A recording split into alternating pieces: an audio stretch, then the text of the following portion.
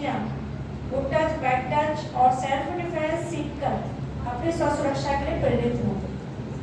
Boys के लिए हम लोग करते हैं एक कंडक्ट वर्कशॉप, लेकिन मैं ये कहना चाहूंगी कि बच्चों, आपके घर में जो भाई हैं या जो स्टाफ टीचर्स हैं, उनके घर में भी मदर हैं, फादर और भी हस्बैंड जो भी हैं, लेकिन हम सभी जो भी जेंट्स हैं वो सभी समाज का एक अभिन्न हिस्सा है।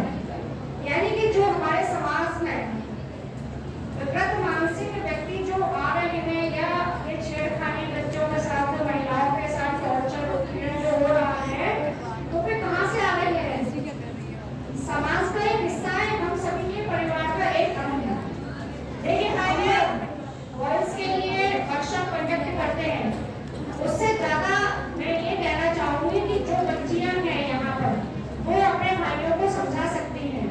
जब हर एक बच्ची और हर एक मदर सिस्टर अपने घर के भाइयों को, अपने घर के पेरेंट्स यानी कि मेल को जब वो अपने तरीके से समझाएंगे तो हर एक घर से अच्छा व्यक्ति निकलेगा।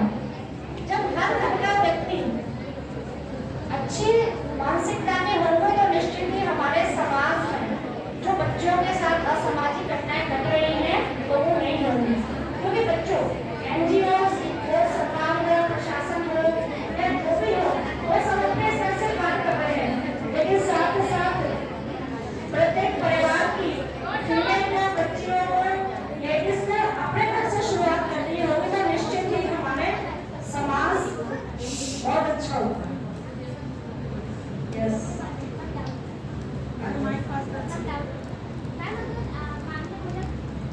खड़े हो जाओ बेटा, अपना नाम बताइए पहले, आ जाइए बेटा। सारा इस बच्चे का एक डाउट है। हाँ आपने बोला कि क्योंकि हमारी संस्कृति में सदैव से यही सिखाया गया है कि सबसे पहले दूसरों की सहायता सेवा करना है, लेकिन बच्चियों को एक सिर्फ से ईश्वर ने ऐसी दी है कि उसके नजदीक जाते ही उसका क्या इंटेंशन है समझ में आ जाएगा आपको। तो आप समझ लीजिएगा कि वो क्या चाहता है, कि रियली में वो हैंडीकैप्ड है या वो फिर बनने का नाटक कर रहा है। आपकी सिक्स सेंस आपको उस समय जागरूक करेगी, प्रेरित करेगी, उस समय आपको क्या निर्णय लेना है।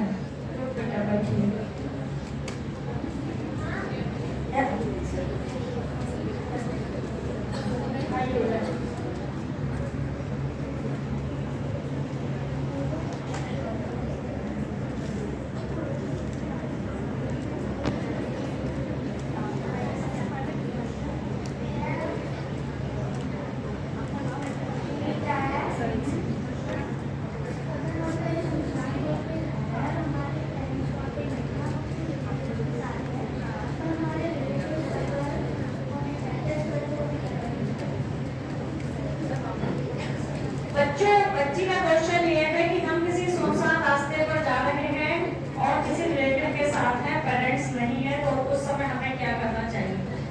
देखिए बच्चियों, आज का समय ये है कि बहुत छोटे बच्चे पेरेंट्स के साथ ही जाते हैं, कुछ थोड़े से बड़े होते ही पेरेंट्स को भी समझ में आ जाता है कि हमारे रिलेटिव कैसे हैं, ठीक है। और XYZ आप रिलेटिव के साथ जा भी रहे हैं और आपके साथ वो छेड़छाड़ हरकत कर रहे हैं, तो आपको उस समय खामोश नहीं रहना है, शोर मचाना है, भीड़-भाड़ वाले इलाके में भागना है।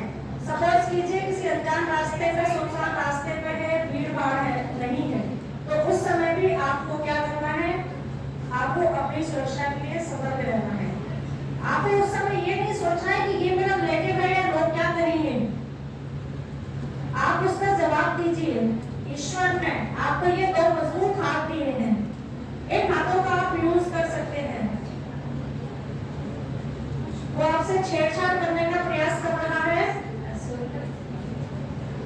टच करने का, छूने का प्रयास कर रहा है, तो अपने हथेली के लोअर पार्ट्स को इस तरह से आप उसके ऊपर मारिए, इस तरह से तो उसकी नोज में लगेगी, उसकी गर्दन में लगेगी।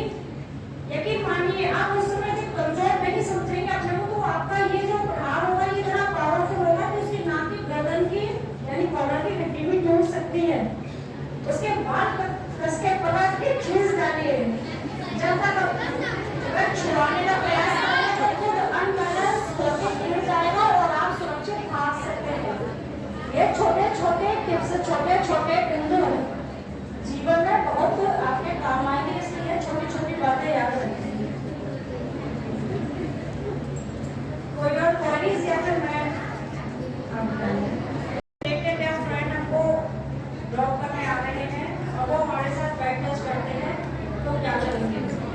जैसे कि मैंने अभी पहले भी बताया था, यदि वो आपको बैक टच करते हैं तो आपके बच्चों डरना घबराना नहीं है, उनके मुंह पर 2 मुक्के मारिए, बाल पकड़ डालिए। आपके लिए जो हमारे लिए जो नेल्स होते हैं, नेल्स से मारिए, ये तकलीफ है इसका काट डालिए और काम नहीं मारिए, शोर मचाइए। इस तरह आप सुरक्षित हो सकते हैं।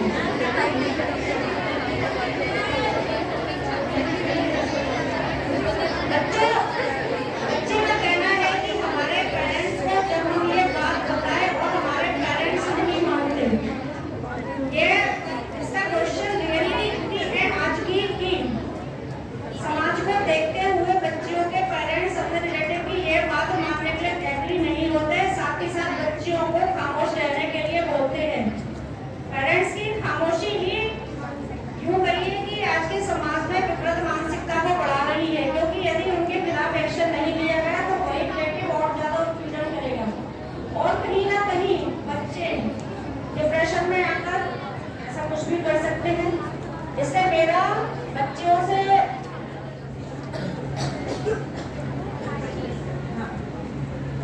Children, there's an announcement. Only the children who are taking part in the kabaddi, please leave from here and go for your kabaddi.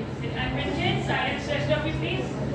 बच्चियां क्या बड़ी बड़ी पढ़ी लिखी एजुकेटेड और वर्किंग महिलाएं भी इससे बची नहीं है। हम सभी अगर यदि ये सोचें कि इस ग्रुप में रहे कि अपराध मुक्त समाज में हम सभी रहने, तो ऐसा हो नहीं सकता और घर में ही बैठे रहे तो ये भी नहीं हो सकता। इसलिए आपको स्कूल से घर से स्कूल, कोचिंग, अदरस जगह करते समय अपनी सुरक्षा के लिए स्वयं सतर्क रहना होगा, क्योंकि परिवार, समाज या प्रशासन, कानून सभी अपने अपने स्तर से कार्य कर रहे हैं। वो जब करेंगे तब करेंगे, लेकिन अपनी सुरक्षा खुद को करनी होगी। बच्चों ऑटो या कैब का सफर करते समय अधिकांशतः बच्चे ऑटो से स्कूल आते होंगे। कभी कभी आपने देखा है कि स्कूल जाते आते समय आप यदि ऑटो में अकेले हैं या स्कूल के अलावा कहीं जा रहे हैं तो आप अकेले हैं, आपने उसको निर्देश दिया है कि मेरे बताए रास्ते पर चलिए। कभी कभी ये भी होता होगा कि ऑटो वाले अपना रास्ता बदल लेते हैं कि मैं शॉर्टकट से ले चलूंगा। उस स्थिति में बच्चों आपको खामोश नहीं रहना है, उस स्थिति में आपको बोलना है जोर से कि मेरे बताए हुए रास्ते से आप ले चलिए। यदि वो नहीं मान रहा है तो आप पीछे से उसकी शर्ट का कॉलर खींचिए। यस यस, जब उसकी शर्ट का कॉलर खींचेंगे तो उसका ये वाला बटन उसकी गर्दन में फंस जाएगा, ऑटो की स्पीड कम हो जाएगी और आप बटन पर भाग सकते हैं। यदि आप लोगों ने अभी कुछ दिन पहले की एक घटना का सुना हो कि 15-16 साल की एक बच्ची के साथ यही हुआ था। स्कूल जाते समय तो उस बच्चे ने वो डरी नहीं, उसका जवाब दिया। उसने अपने स्कूल बैग से ज्योमेट्री बॉक्स को निकालकर उसमें से कंपास निकाला, है ना?